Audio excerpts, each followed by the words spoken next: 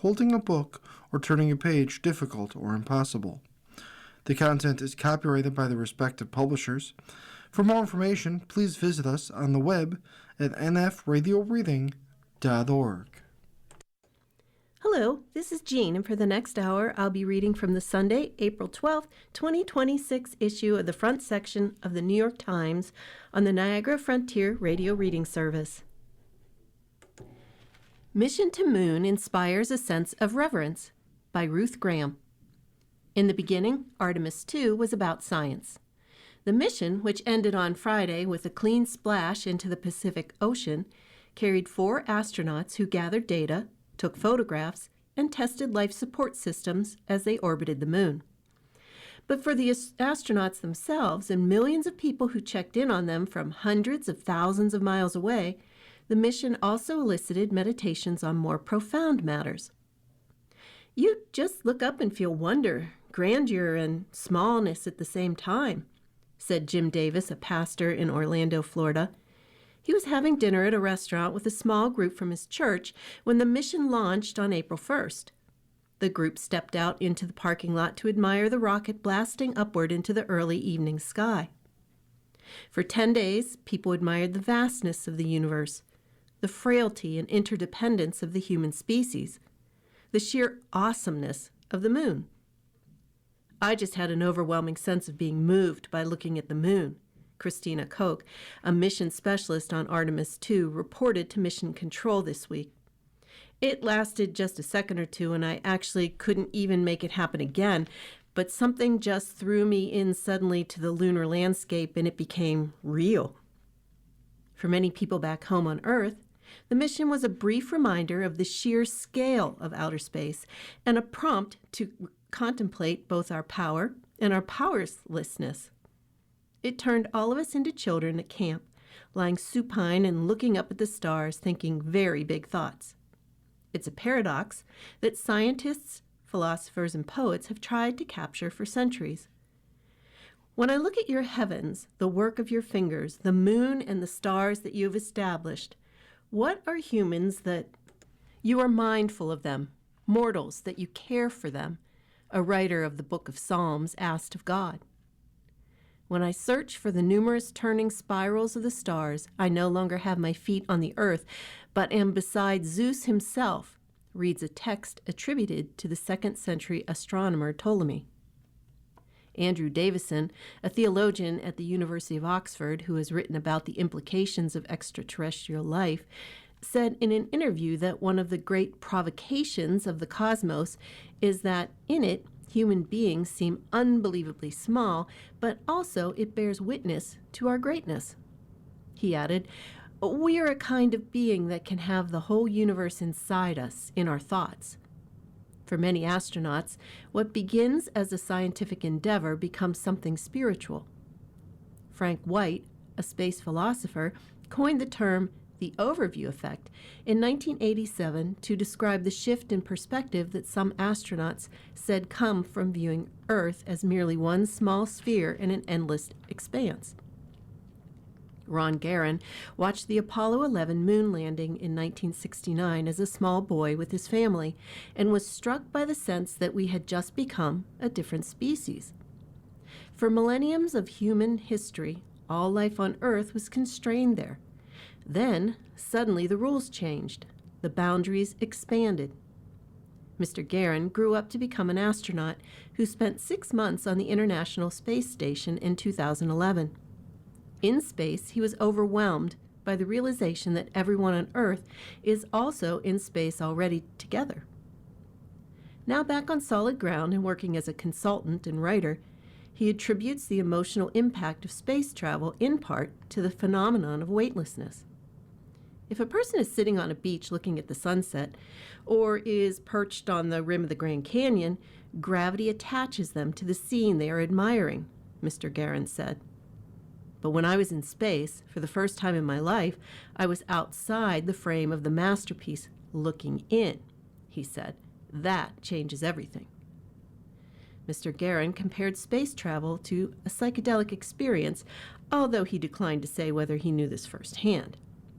Astronauts over the years have described crying, worshiping God, and experiencing utterly new feelings of almost disembodied awe while in space.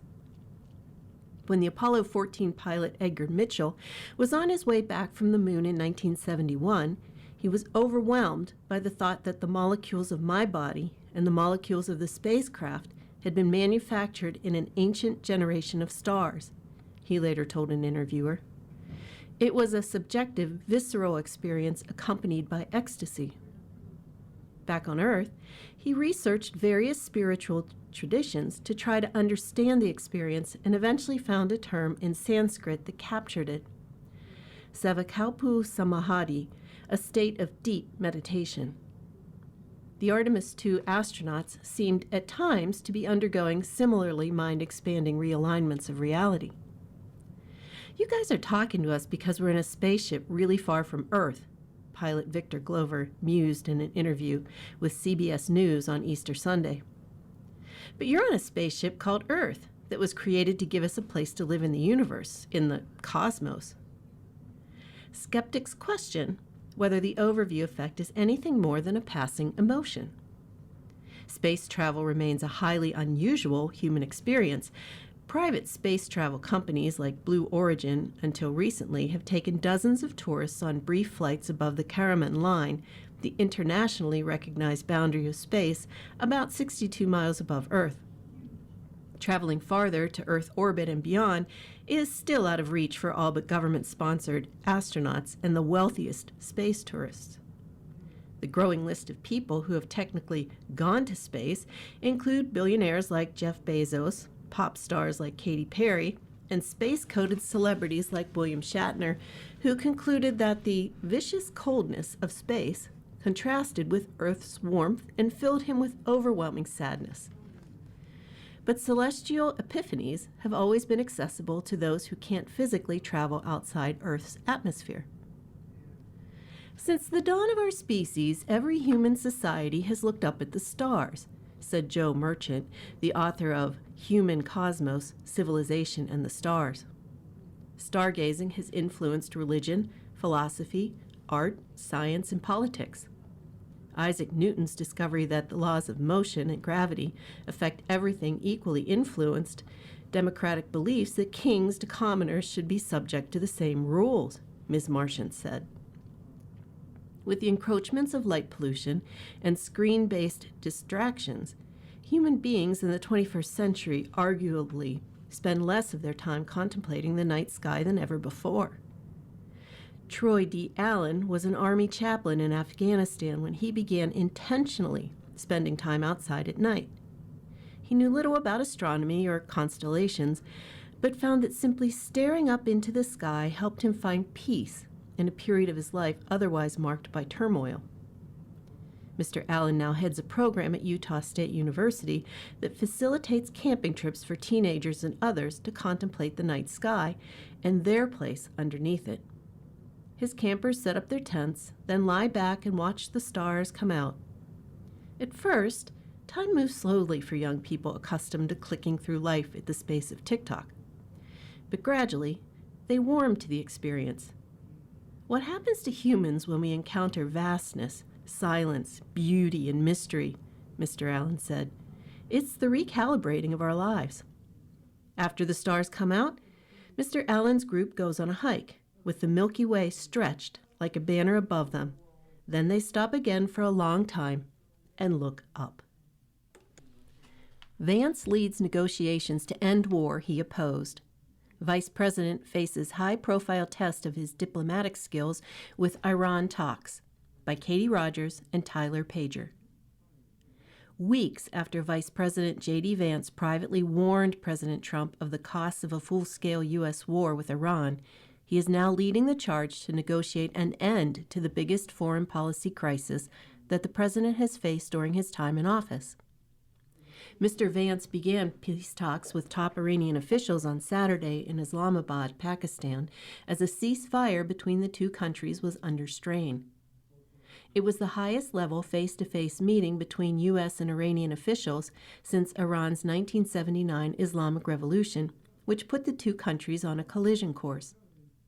The vice president was joined by Steve Witkoff, the president's special envoy, and Jared Kushner, Mr. Trump's son-in-law, who led a failed round of negotiations in February.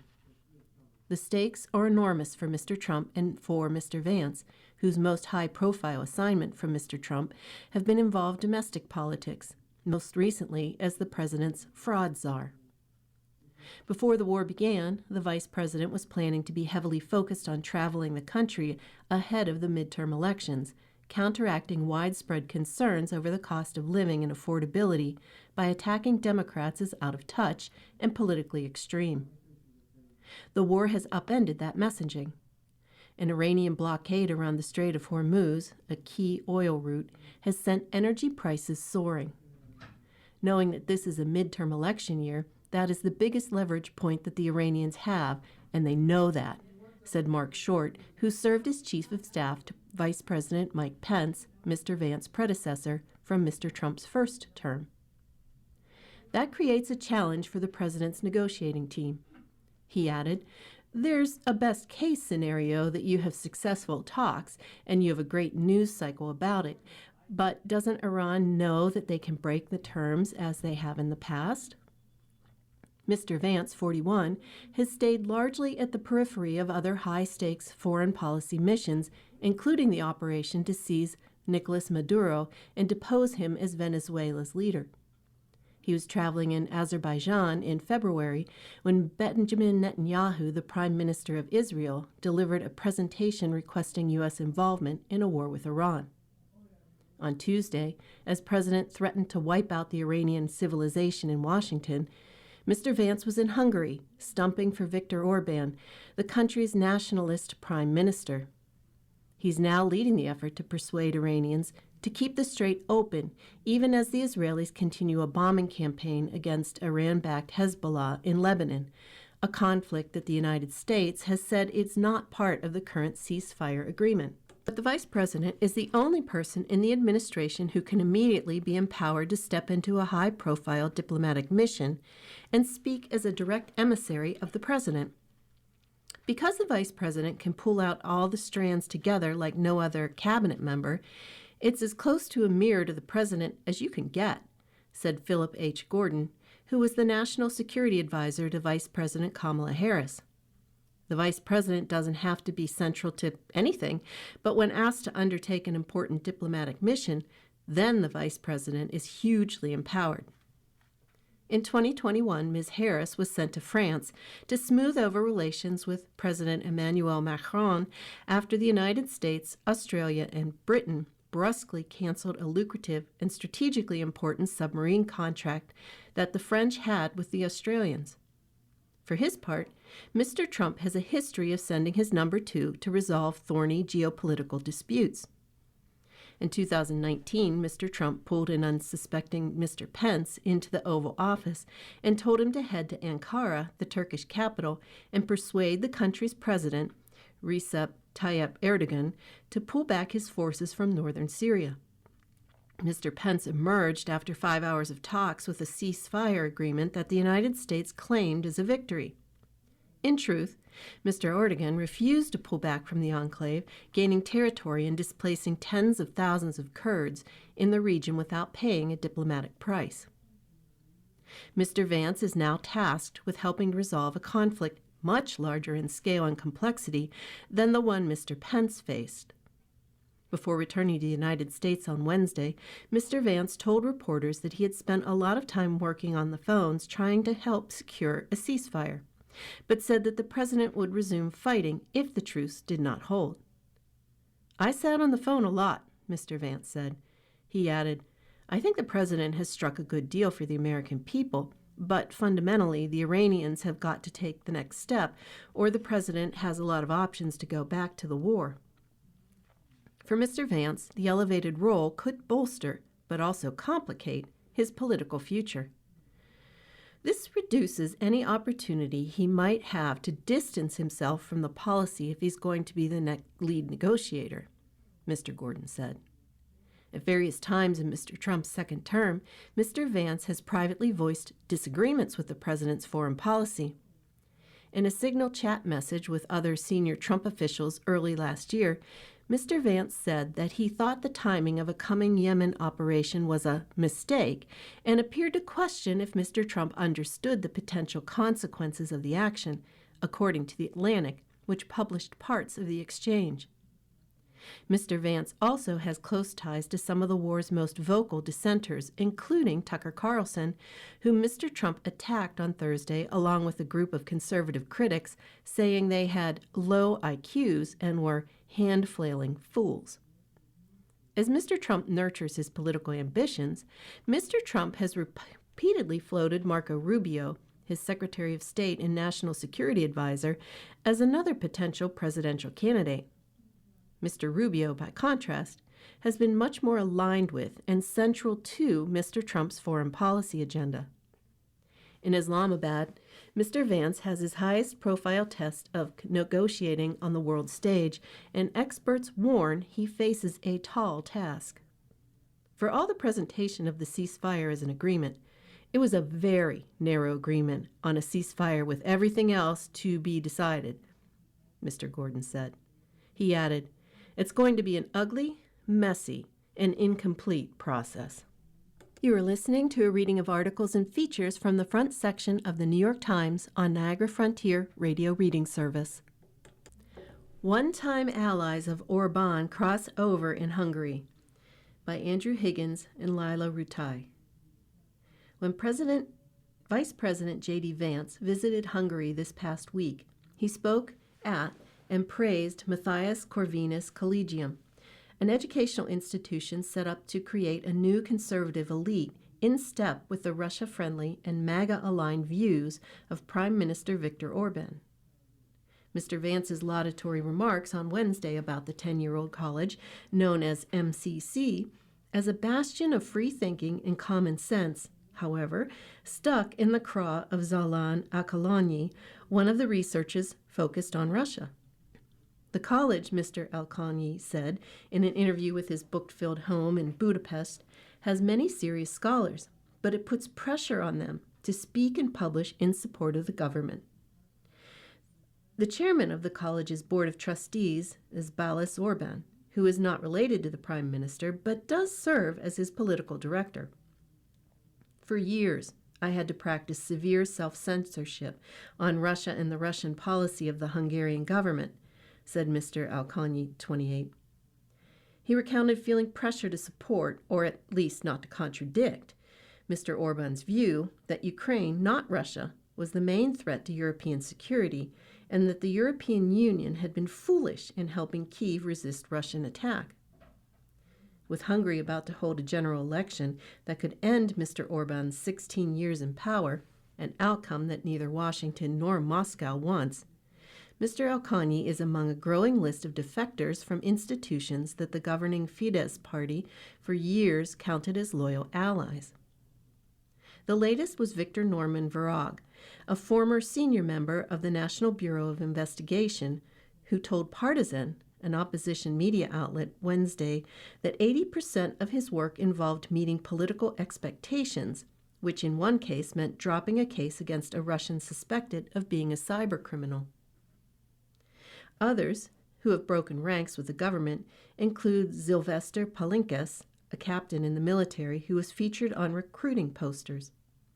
Another defector was Zsombor Berezsevai, who recently quit as chief economist at the Hungarian Competition Authority, a state institution under the control of the government. Explaining his departure, he told Partisan that he had been prevented from investigating businesses tied to Fidesz. Their decisions to abandon ship came as Fidesz slumped in the polls behind Tisza, an upstart opposition party led by Peter Magyar, himself a former Orban loyalist who split with the governing party in 2024. The polls could well be wrong, but the mere prospect of change has loosened bonds that were based less on ideological affinity with Mr. Orban than on dependence on Fidesz-controlled institutions for steady work and career advancement. Mr. Alkalányi, who joined MCC in 2022 after a stint working for Hungary's foreign ministry, said the college had only a tiny minority of true believers, but many who, after 4 thumping Fidesz election victories in a row, believed that Mr. Orban was here to stay, so kept quiet. I considered myself a right-winger too, but I'm not sure anymore, he said. I have a crisis of identity like the whole country. I decided to speak up about Russian interference, he added, because this is not a distant issue happening in Moldova or Georgia, but in my own country. Deciding that Fidesz rule might not be eternal after all, Mr. Alkony last month put a Tisza banner on the balcony of his apartment overlooking a busy Budapest avenue. Shortly after that, he posted a message on Facebook denouncing Russian intervention in the Hungarian elections that he said was unprecedented in the European Union in its methods and sophistication. That directly contradicted the government's line, reinforced by Mr. Vance in public statements during his visit to Hungary, that the only significant interference in the election has come from bureaucrats at the headquarters of the European Union in Brussels and from President Volodymyr Zelensky of Ukraine. Mr. Alkony then posted a video contending that MCC employees were pressured to distribute government propaganda.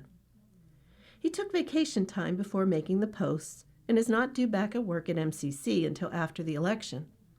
He said he expected to be reprimanded or fired, but so far had heard nothing from his superiors at the college.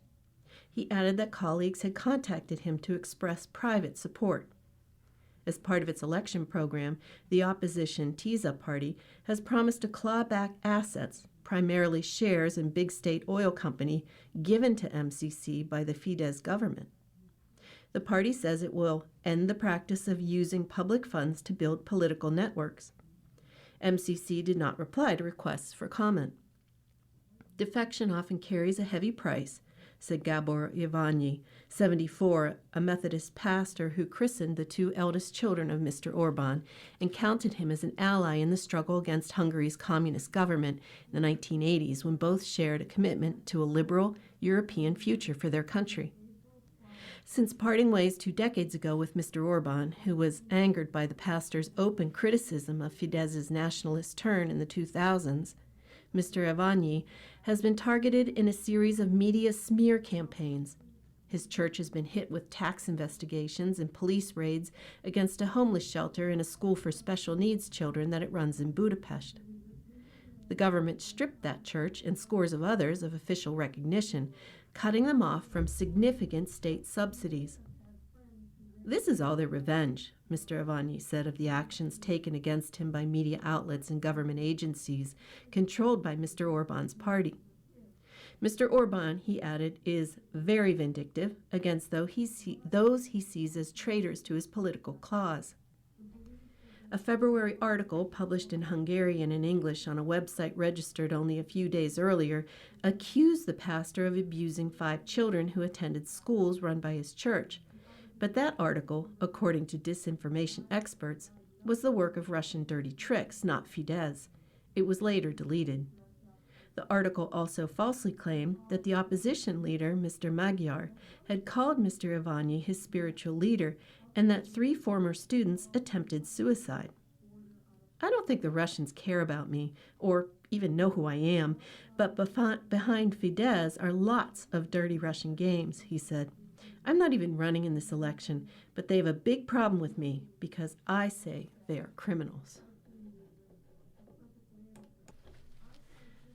In First 100 Days, Mamdani advances his brand of sewer socialism by Emma Goldberg.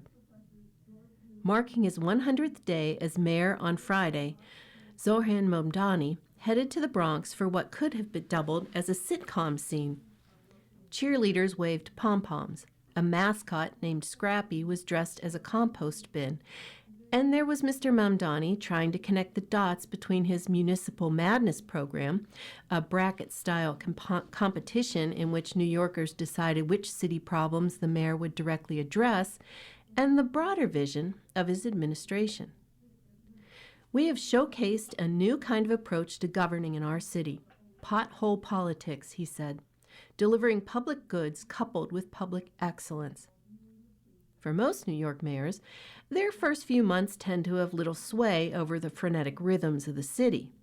Mr. Mamdani, however, voted on day one of his administration to make a visceral difference in the lives of ordinary New Yorkers, their sidewalk meanderings and playground jaunts.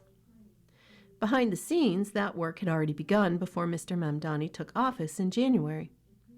A to-do list had been circulating among his aides filled with ideas, infrastructure projects, service-focused initiatives that New York City had at some point started planning but hadn't seen through to completion, according to a person familiar with the list. Mr. Mamdani seems to have seized on some of these unfinished ideas as he began his first 100 days in office. The mayor announced $4 million for new public bathrooms across the city's 5 boroughs. He personally shoveled asphalt over a vexing bump at the foot of the Williamsburg Bridge. His administration started taking down sheds at 40 public housing developments, restarted bus lane projects on 34th Street in Manhattan and Fordham Road in the Bronx, and relaunched bike lane initiatives across the city. He sued a Bronx tow truck operator. He publicized a campaign to fill potholes across the boroughs, and he raised pay for emergency snow shovelers during a massive blizzard. All of these efforts were examples of something Mr. Mamdani, a democratic socialist, described last year as sewer socialism, putting money, time, and attention into public services in an effort to show how the public sector can compete with the private, or what the mayor's team is calling street socialism. As Mr. Mamdani ran for mayor last year, he tried to reframe socialist governance as something less ideological and more palatable, especially as rival candidates and critics offered dark prophecies of how socialism would kill New York City. Socialist governance, he stressed, could simply mean proving to New Yorkers that investing in city-run goods would make their lives better. One of the things that comes to mind for me is the concept of sewer socialism, he told WNYC's Brian Lehrer in October of 2024, just after he entered the race. You had socialist mayors who went on to build public health infrastructure, publicly owned power systems, improving workplace conditions. Mr. Mamdani has tried to bring that vision to fruition by prioritizing brass tacks projects over ideological ones, even if that means relying on the work of previous administrations. Every mayor stands on the shoulders of the mayor that came before, said Bren Furness, head of Transportation Alternatives, a local advocacy group. A lot of things a mayor is able to announce are things that the government was ready and able to do, but that doesn't mean it doesn't take leadership to proceed.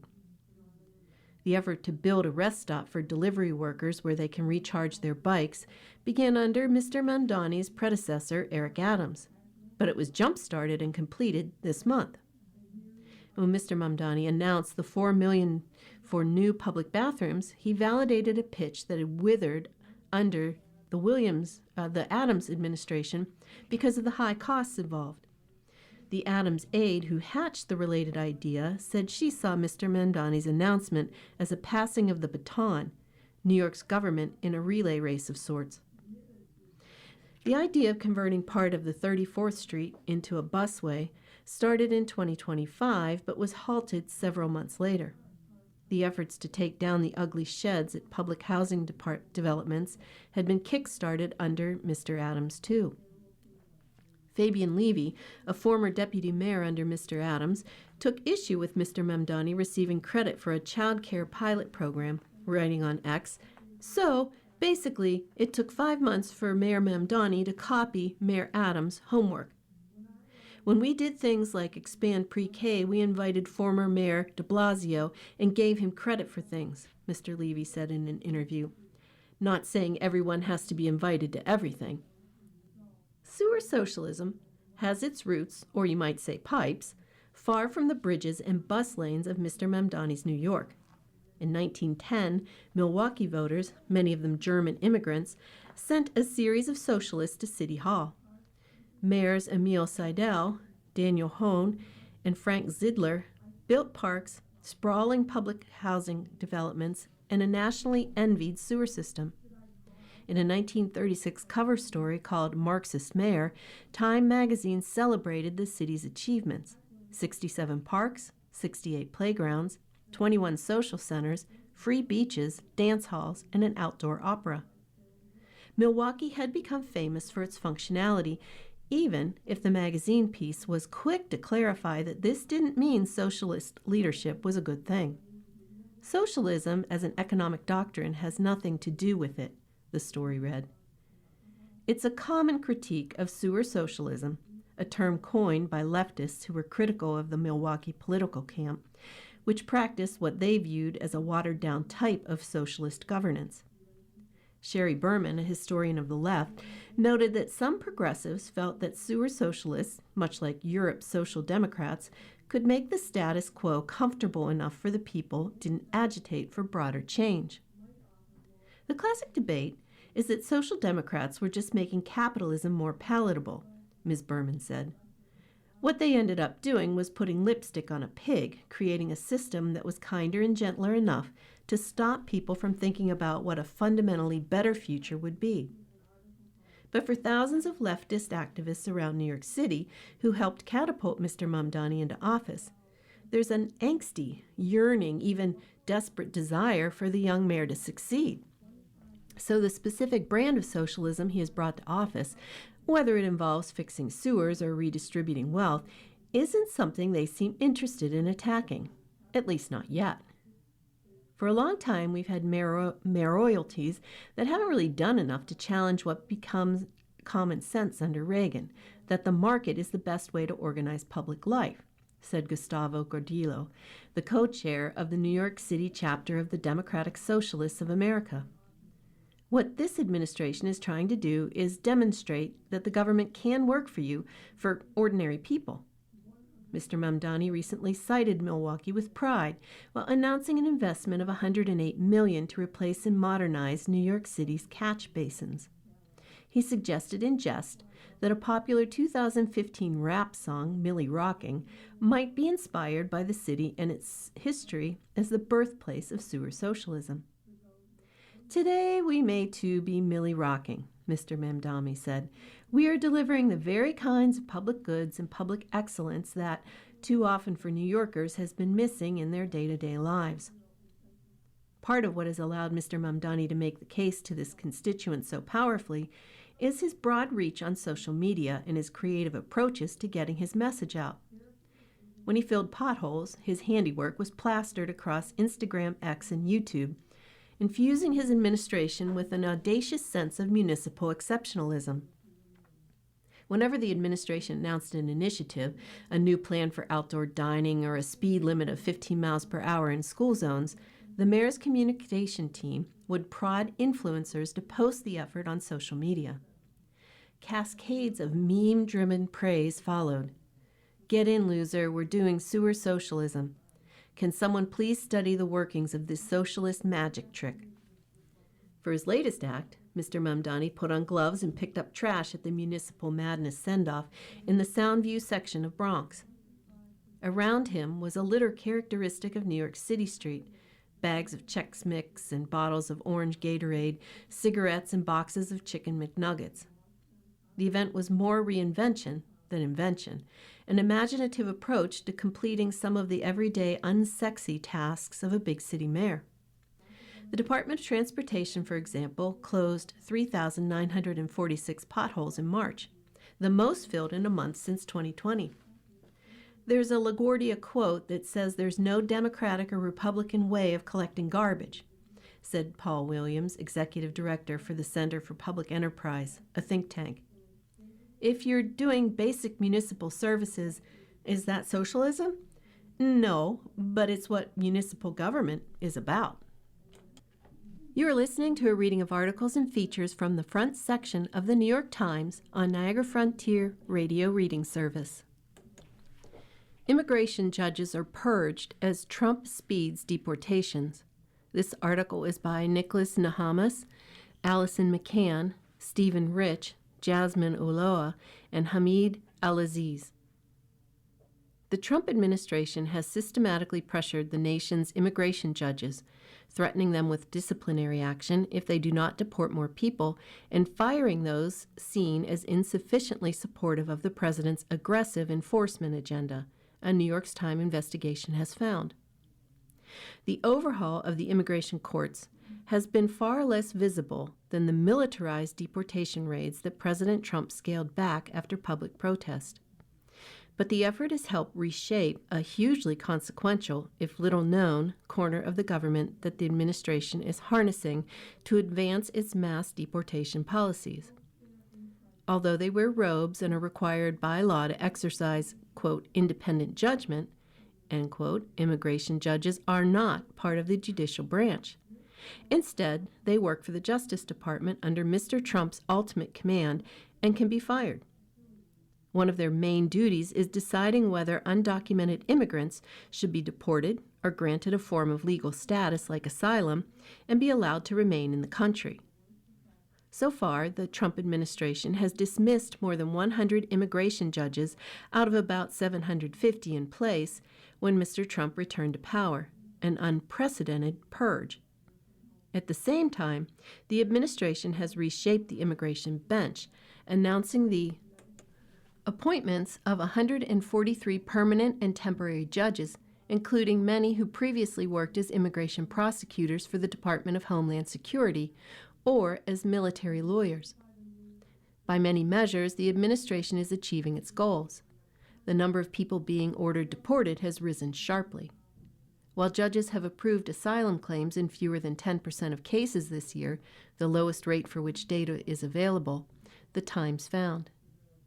In interviews, more than 24 immigration judges who have served under the second Trump administration described feeling a consistent sense of pressure to deport immigrants or risk losing their jobs. All of us are looking over our shoulders, said Holly D'Andrea, an immigration judge in Texas who was appointed during the first Trump administration. She spoke with the Times in her capacity as president of the National Association of Immigration Judges, a labor union. The transformation of the courts reflects how administration, under the watchful eye of Stephen Miller, a top White House advisor, has tried to fundamentally rewire an immigration system that Mr. Miller has long argued is too welcoming. The effort stems from the administration's view, as articulated by Mr. Miller, that many undocumented immigrants should no longer receive a constitutional right of due process as they seek legal status. The only process invaders are due is deportation, he wrote on X last year. During Mr. Trump's second term, White House and Justice Department officials have carefully monitored judges' rulings, examining statistics showing how often they have granted asylum, according to 2 federal government employees with knowledge of the activity who spoke on the condition of anonymity for fear of retaliation. The administration has instructed judges to stop granting bond to immigrants who cross the border illegally, a change from decades of practice. The new policy has required people to remain in detention for extended periods, even if they do not have criminal record and have lived in the country for years. Immigration lawyers say that many of their clients have agreed to leave the country rather than stay locked up. The Times found that the number of people in custody abandoning their cases has risen sharply. Administration officials have expressed their expectations in stark terms, according to several current and former judges. Last June, a senior Justice Department official published a memo accusing some judges of tolerating bias as long as it was in favor of the alien and against the government.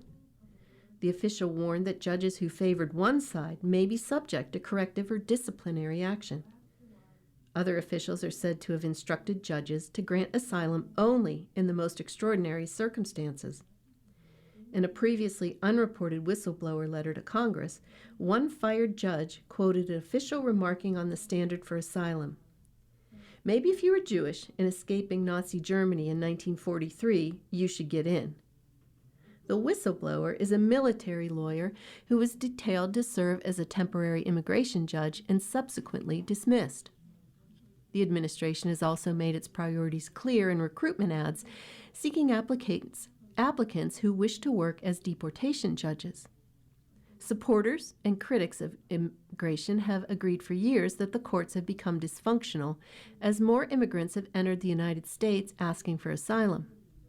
Under President Joseph R. Biden Jr., claims piled up as his administration made it easier for asylum seekers to cross the border helping generate a total backlog of more than 3 million cases. Last year, as judges resolved claims more rapidly under Mr. Trump, the backlog fell for the first time in at least 2 decades. It has continued to decline. Biden's open border policies effectively turned the asylum system into a broken revolving door, said Chat Gilmartin, a Justice Department spokesman, adding that many entrants under Mr. Biden had no legitimate claims of government persecution. The Trump administration, Mr. Gilmartin said, was conducting reevaluations of personnel and processes to deliver a better system.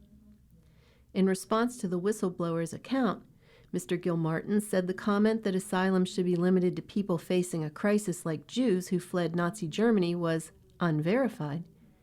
He also said it does not represent an official position of this DOJ. He did not explain how the Justice Department chose which judges to fire. Abigail Jackson, a White House spokeswoman, said that the American people elected President Trump based on his promise to enforce federal immigration law. Presidents from both parties have tried to bring immigration court decisions in line with their policies, but typically no more than a few judges have been fired in a given year, according to interviews with union officials and immigration experts. In 2022, the Biden administration fired at least 6 Trump-appointed judges, drawing outrage from Republicans. The Times analysis found that judges ruling against Biden-era arrivals explained only part of the dramatic decline in immigrants receiving asylum. Under Mr. Trump, judges have ruled more aggressively against people who came to the United States before then, too. The job of an immigration judge is hardly glamorous. There are more than 70 courts around the country, some located in detention centers, others in modest federal office buildings. Some are entirely virtual. "You're a bureaucrat," said David Kolesh, who retired last year. "You're not a lofty judge sitting in some sort of oak-walled chamber. You're doing a bread-and-butter job on an assembly line." The Justice Department established the courts in their current form in 1983. They are administrative, not criminal, similar to the handling of tax disputes. There are no juries, and immigrants often represent themselves. Under the Refugee Act of 1980, judges can grant asylum only to those fleeing persecution on account of religion, race, nationality, political opinion, or membership in a particular social group. But many migrants today are fleeing situations that may not qualify them for asylum, such as poverty, climate change, and violence. They have few other legal pathways to seek status in the United States. Asylum seekers often wait years for a hearing. The delays have created an incentive for more migration as people are allowed to work and establish roots in the country before their cases are decided. Immigration experts across the political spectrum have said. Judges ultimately deny many of their claims. "Our asylum system is fundamentally broken," said Blaise Nunez Neto, a former senior Department of Homeland Security official under Mr. Biden. Mr. Trump started firing immigration judges almost as soon as he returned to office, removing 4 top court officials, including the chief judge, on the day of his inauguration. Over the following year, the Justice Department regularly fired waves of judges with little notice or stated reason. Some have sued, claiming discrimination or that their civil service protections were violated. Dozens of others have quit or retired. The overhaul is unfolding in real time. More dismissals happened April 3rd, while the administration announced 32 hires on Wednesday. Northeast states scale down climate goals, blaming energy costs and Trump policies, by Brad Plumer. Several years ago, in a burst of climate optimism, Democratic-led states across the Northeast adopted some of the world's most ambitious policies to shift away from fossil fuels and cut planet-warming emissions. But today, many of those states are scaling back or rethinking their climate plans as they miss emission targets, struggle with soaring electricity bills, and confront the Trump administration's hostility to renewable energy. In New York, Governor Kathy Hochul recently said the state's goal for deeply cutting emissions by 2030 was now unattainable and asked the legislature to rework its landmark climate law. Regulators had been discussing fees on polluters to help meet that goal, but Ms. Hochul said the costs passed on to consumers would be too high. In Massachusetts, lawmakers are eyeing cuts to a program that adds charges to utility bills to fund heat pumps and efficiency upgrades, while Governor Maura Healey has pursued a flurry of energy policy changes to address affordability. In Rhode Island, Governor Dan McKee has proposed delaying a legal deadline for the state to get all of its electricity from renewables from 2033 to 2050. Claiming that the current mandate would impose steep near-term costs. The biggest hardship I hear from Rhode Islanders right now is their growing energy bills, Mr. McKee said after proposing to reduce state charges on utility bills that would have funded solar panels and other climate programs in a move he estimated would save residents $1 billion over 5 years. We need to provide relief now. Most Northeastern governors will say tackling global warming is a priority, and climate advocates have fought against rollbacks, arguing that cutting clean energy and efficiency programs might ease burdens on taxpayers today, but it will cost more in the long run by leaving the region exposed to volatile oil and gas prices. But the ambitious targets look increasingly out of reach. Various states had aimed to reduce emissions roughly in half by 2030 and nearly zero them out by mid-century.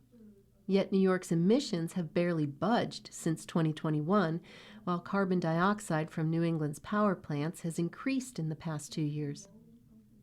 Many Democrats blame President Trump. Shocker. Northeastern states had planned to build giant wind farms in the Atlantic Ocean to produce clean power, but that has become exceedingly difficult with the White House's attacks on offshore wind.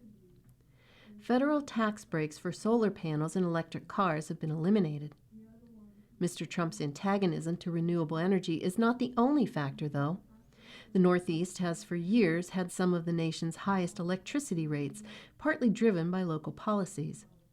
Some Democratic governors, worried about looming electricity shortages, now want to reconsider long-standing taboos against expanding nuclear power or natural gas pipelines. It's a sign of how the political landscape has shifted in the Trump era as Democrats try to balance fears of a warming planet with the immediate concerns about the cost of living. I think, generally speaking, if it's affordable, New England governors are now willing to consider it, said Governor Ned Lamont, Democrat of Connecticut. A lot has happened.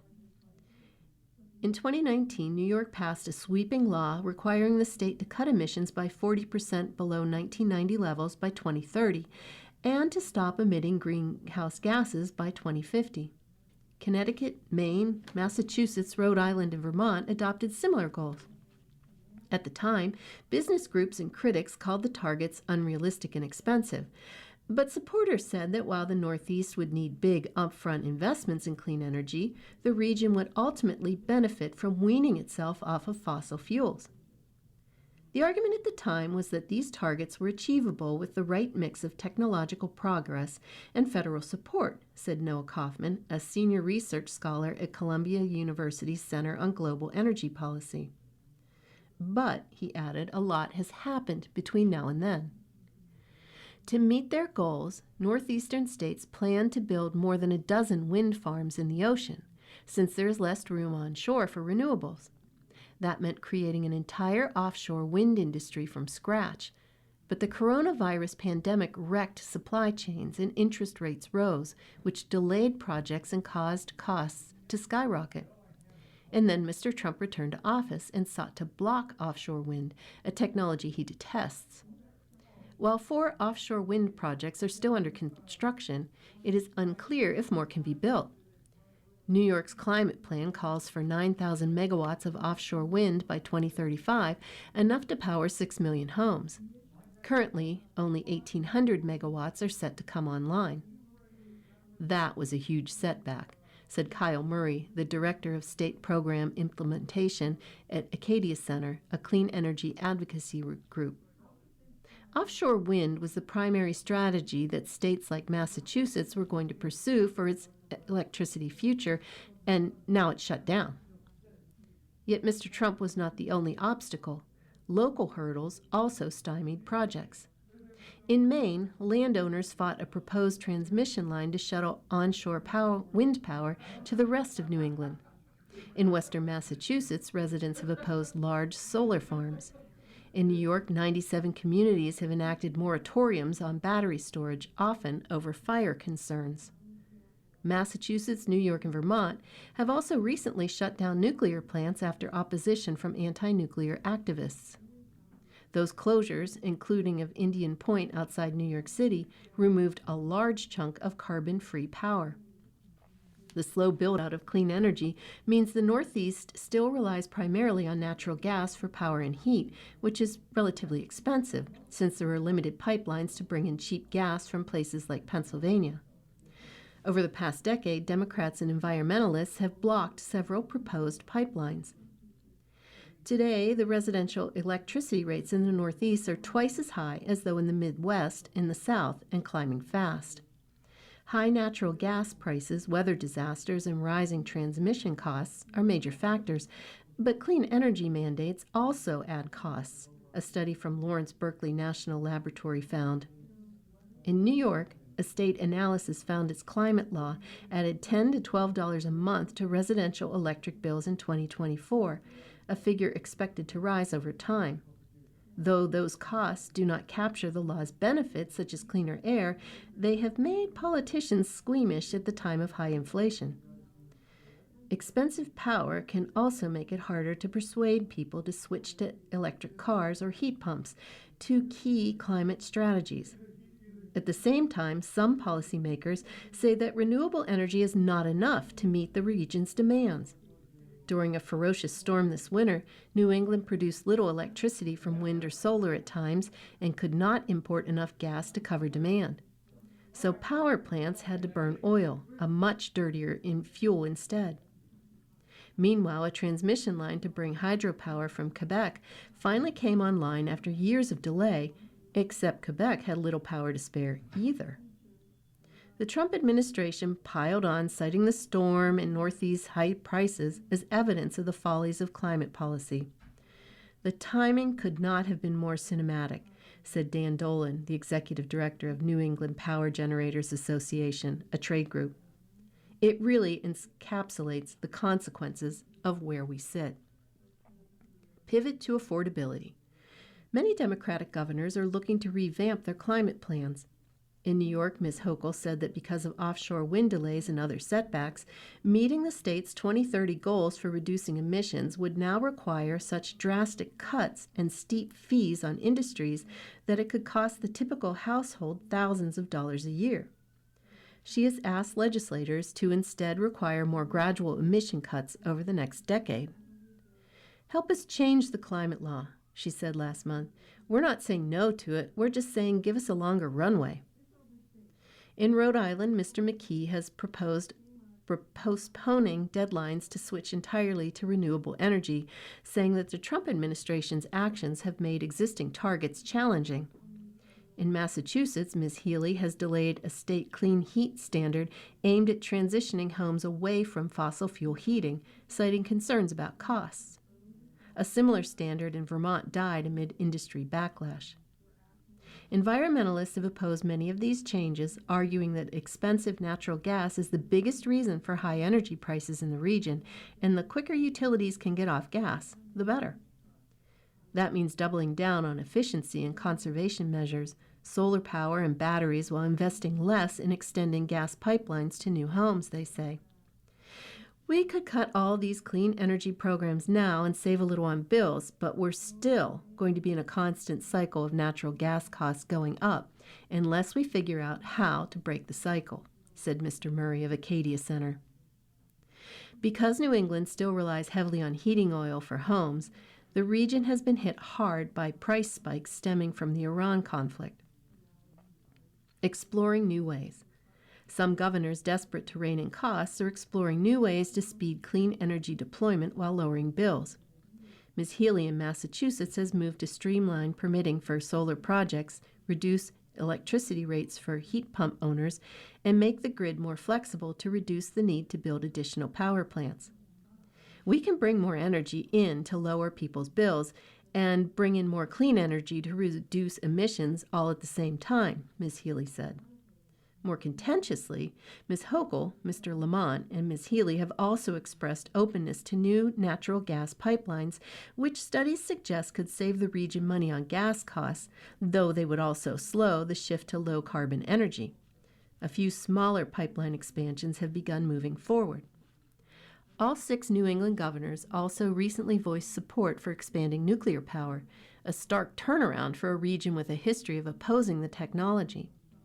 Ms. Healy has asked Massachusetts legislatures to lift a 1980s moratorium on nuclear plants, an energy source supported by the Trump administration. "We need to make sure we're getting all types of energy supply into the region to meet our growing needs," said Ms. Healy. "We can't just put our eggs in one basket." New York and New England together make up less than 1% of global carbon dioxide emissions, so they have only a very small direct influence over rising temperatures. But as blue states hope to fill the gap after the federal government's retreat on climate, many hope the Northeast can show that promoting clean energy can be popular and beneficial. We spent years building up climate laws and economic development models around clean energy, J. Timmons Roberts, an environmental studies professor at Brown, said of Rhode Island's proposed rollbacks. Are we really just going to give up in that moment of panic? Last week's top trending headlines. U.S., Iran, and Israel agree to a ceasefire. Pakistan brokered a 2-week ceasefire between the United States and Iran on Tuesday after more than 5 weeks of war in the Middle East. The tenuous truce has been tested by disagreement over whether the ceasefire applies to Lebanon and by confusion over the status of the Strait of Hormuz. Newly obtained video of Minneapolis shooting undermines ICE account. Video of the shooting of the Venezuelan immigrant in Minneapolis this winter contradicted a federal agent's version of events. Though the government has access to the footage within hours of the shooting, prosecutors did not watch it until nearly 3 weeks after charging the injured man. Those charges have since been dropped. Student debt burdened them, so they moved abroad and stopped paying. A record number of federal student loan borrowers, 7.7 million, are in default. Some are making the drastic decision to leave the country and abandon their loans, Laura O'Connor reported. Russians cheer U.S. pianist 23. April 12, 1958. Combining a majestic romantic style with a technical skill that Russians have long considered their special forte, Van Cliburn, a 23-year-old pianist from Texas, took Music Moscow by storm at an inaugural international Tchaikovsky competition, the Times reported.